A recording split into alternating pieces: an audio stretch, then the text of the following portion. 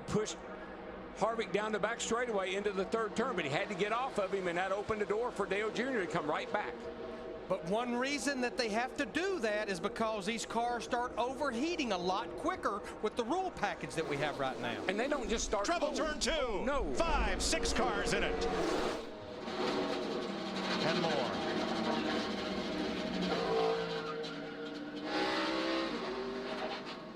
The dreaded consequence of pack racing is the big one. Yep.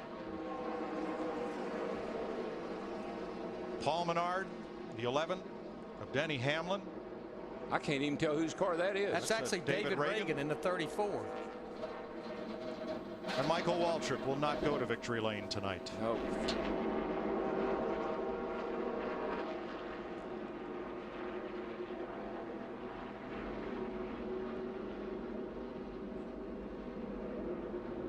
Murray in the one coming up, and Reagan gets in the back of Menard. Yeah, that's what happened. He got down on that left side and pushed him right around. You just cannot touch a guy on the left rear corner or you're going to wreck him. Montoya and Gordon get away. Kenseth's involved. The 55 of Michael Waltrip, heavy damage. Tony Stewart in the 14 scoots through.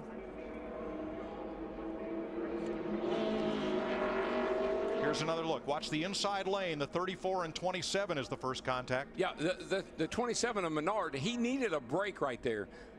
But David Reagan was all over him, and when Menard went up the hill just a little bit, Reagan was on that left corner and turned him around. Damage to Casey Kane in the 5 as well as Hamlin in the 11. Tony Stewart slipping right through that mess on the bottom there, and here comes Jimmy Johnson slipping along.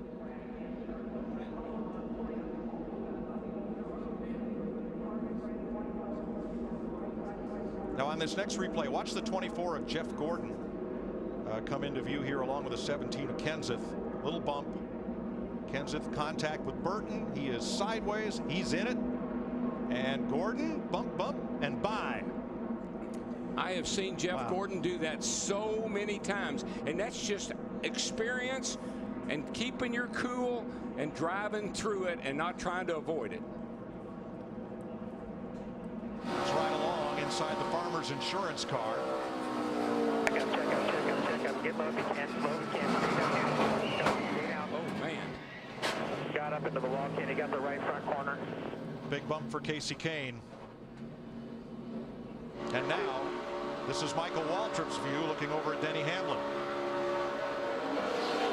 Roll right up there. We're going to be right into it.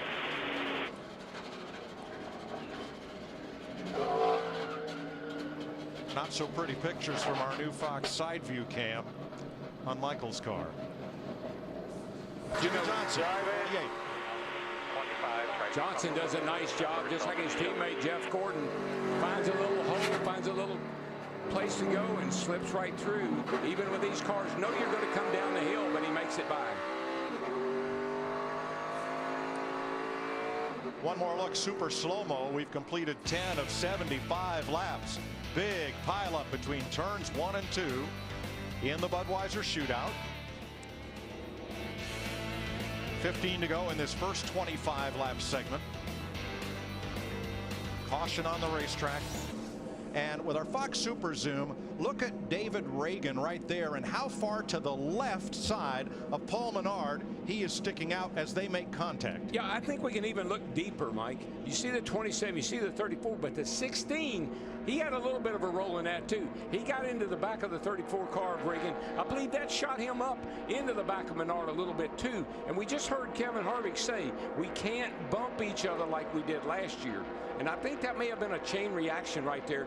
Plus Biffle was too far left. That's an automatic spin out. You know, Darrell, last year they really wasn't bumping. They were just pushing. Yeah. Now you have to go up there and just bump. Get off. You got to get off. Yes. You know, very similar. It looks like Biffle could be into the back of Reagan just a bit as Reagan gets into Menard. It looks eerily similar to the crash in yesterday's practice between Tony Stewart and Kurt Busch. It really does. And Stewart got off to the left side of Busch, gave him a bump, around he went. No contact here between the 16 and 34. And Mike, what we're seeing, it's like going back to school all over again. We finally learned how to do the two-car tandem, got that ironed out, got it working, got it perfected. Now we go back to this. And let's exonerate Greg Biffle. Biffle did not make contact with Reagan until in Daytona. 9 laps complete. Paul Menard goes around. 8 cars involved. Menard the Budweiser Shootout on Fox.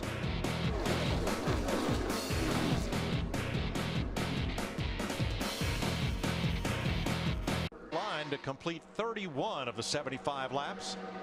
His teammate Carl Edwards in tow. Then Clint Boyer. Whoa, Boyer around off the bumper of Martin Truex, and he's going for a ride. I think he's all right. He's out through the grass. Caution on the speedway. See a little steam coming out of that thing too, Larry. Boyer tried to change lanes and peek out, but Truex was right up against. You're down here testing, don't you? That is Martin Truex. The 15 is Boyer.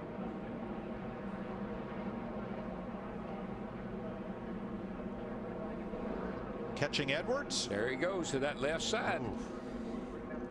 And Darrell, no one knows this better than you. That was through the tri-oval. The tri-oval can be one of the most treacherous places on this racetrack. The car is freer and looser right there than anywhere on the track because you don't have the banking. You're going 200 miles an hour, but you have not very much banking. Well, let me ask Michael Waltrip, who owns both those cars.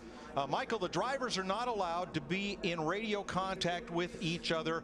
How could Martin Truex know that Boyer was trying to change lanes to get around Edwards? There's no way he could have known, Mike. Just like last night, Tony Stewart had no idea Kurt Busch was going to go up the hill to pass that slower car. Kurt moved up, Tony spun him out.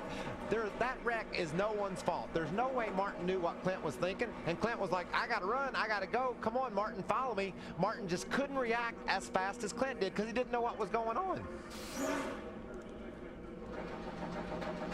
Third caution of the night. Clint Boyer, you can hear something flat, something gone wrong as he makes his way back around to pit road. And Denny Hamlin will get the free pass for the second on the racetrack. We're under caution as Martin Truex turns Clint Boyer around inadvertently.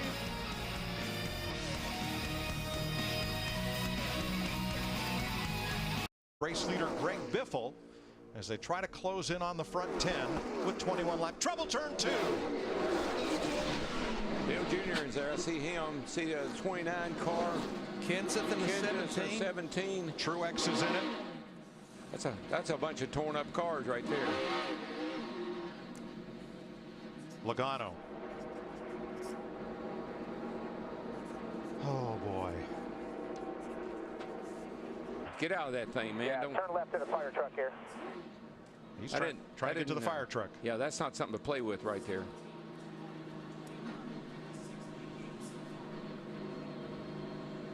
Stop, there's a fire truck there. Stop. There's a Here, we'll take a look. Logano is up on the outside of Jimmy Johnson there in the 48. He gets a little bit loose, and then it looks like Marcos gets into the 9 car. Marcos gets into the back of him, and it's on. And when Logano got a little loose and lost that momentum, might that have carried Martin Truex into the back end of Ambrose and created one of those accordion-like collisions? Remember how we said maybe in our practice show, maybe when this race started, with the 2-car tandem, we'd probably have a lot of little wrecks. But with this kind of racing, we're going to have a lot of big wrecks. There's the contact that sent Logano around from Ambrose. And by now, Truex is fully up the back of Marcus Ambrose bumper. And so far, every wreck we've had has been from a driver pushing another driver right in that left rear quarter panel. Dale Jr. tried to miss it, couldn't. Kevin Harvick couldn't.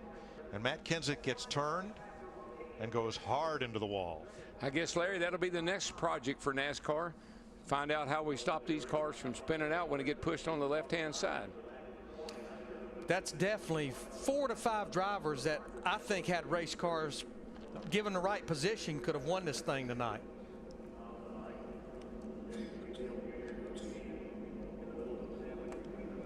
I guess being in that second pack wasn't such a bad thing. Now let's ride with Martin Truex.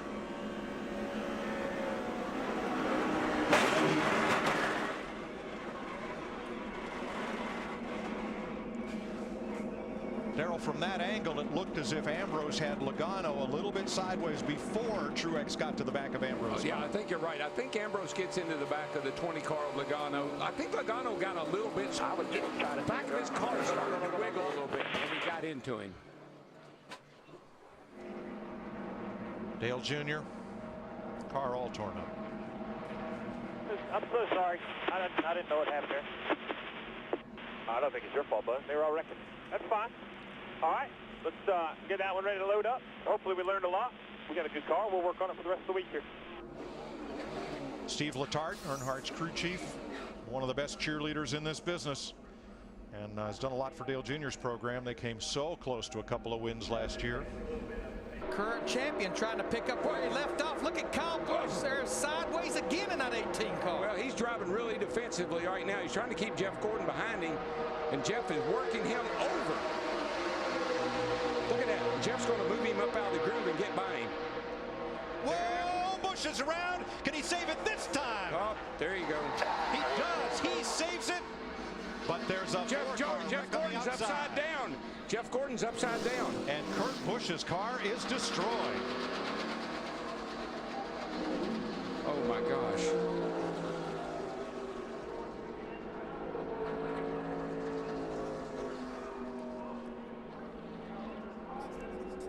Jimmy Johnson's car destroyed. Track crew quickly on the scene. Getting that too. He's in that backup car. You see Jeff down there. He just gets down on his left corner, and we've seen that time and time and time again. You got to stay off the left side. What do we do about that, though, man? How do we fix it? The drivers just have to make the decision that they've got to lay off that left side. Look at this long slide for Gordon, and that's Kurt Busch tangled up with him and Jimmy Johnson, and that car still hasn't lost much of its momentum as it goes side over side and comes to rest. Michael on made its roof. A really good point, though, Mike. These cars are so much bigger than the cars were 5 years ago. With the safety innovations at NASCAR. Dick Berggren. Jimmy Johnson is sitting in his car, and it is his opinion that the mechanic. Green, white checker rule. We'll have several attempts to Mike, get it finished. Sorry, but there's that device they've created to turn it when a car gets. Makes contact with the left rear corner of Kyle Busch's bumper. And by the way, Busch did a great job of saving that car from major damage. But look what happens in front of him. What truly caused that was when Jeff Gordon got into Kyle Busch. Jeff Gordon moved up the racetrack, and there was just nowhere for most of these drivers to go.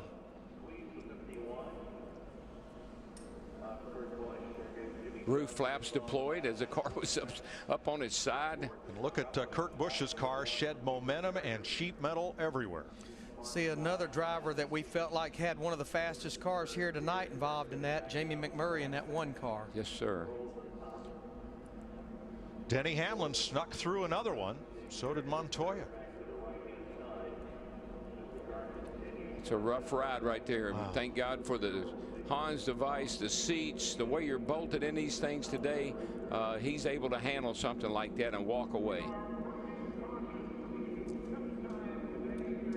Jeff was just really working hard on the back of that 18 car, trying to move him up the hill so he could get by.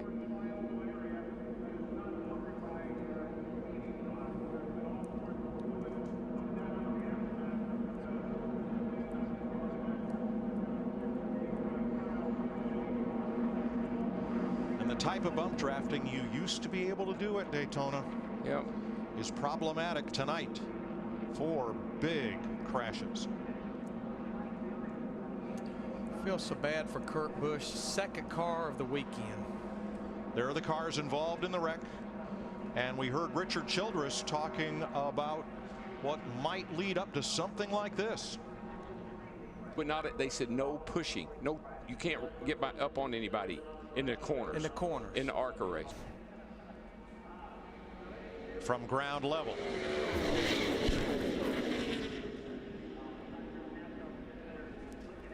And Jeff Gordon, after sliding 800 feet on the driver's door, up and over and dissipating energy. And here's what Kurt Busch had to say after the smoke settled down.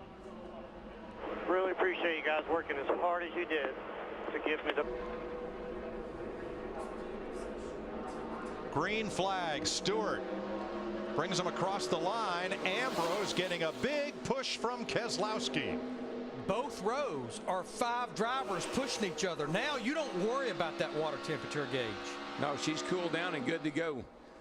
The 11 car down below the yellow line there, but he didn't advance his position. But Boyer could not stay with Tony Stewart, and that's cost Tony the lead. The Tasmanian Devil, Marcus Ambrose, 2-time champion of the Australian V8 Supercar Series and Watkins Glen winner last year. He's got a shot to win the Bud Shootout. Yeah, he's got Brad Keselowski in that 2-car pushing him. Ryan Newman in the 39 was pushing those two till they got about halfway down the back straightaway. Kyle Busch's car is dragging the track, fenders flying. But look at the here run he him and comes, Tony baby. Stewart's got, Darrell. Here they come. White flag. 1 lap to go, and Busch pushes Stewart to the lead. Ambrose tucks in third. That 18 car has got to be a mess. Now, what do you do? But that man wheeling it, he don't care. And this is where you see your 2-car tandem right here. Remember, he'll try to beat you when he gets over here. You know who that was? That's Steve Addington. Who used to be Kyle's crew chief and is now Tony's crew chief. He will try to beat you. 1 mile to the finish line of the Budweiser Shootout. Tony Stewart or Kyle Busch, who's going to win it? I don't know if Kyle's got it. Remember what happened the last time these two were coming to a start-finish line back in the July race? Smoke versus Wild Thing to the line. He got him! He got him! Wild Thing wins. He got him! I ain't believing it. He timed it absolutely perfect. I ain't believing it. Destroyed. Larry, it was dragging the ground, sparks flying out from under it, and he timed that beautifully. There it is on Fox Extreme slow motion. Kyle Busch for Joe Gibbs Racing, the winner. That was pretty unbelievable. Look at this last lap. Now, in the old style of tandem racing, the pusher could not be the trophy holder. Not tonight. That was a thing of beauty. He timed that to perfection. Jumped out there, got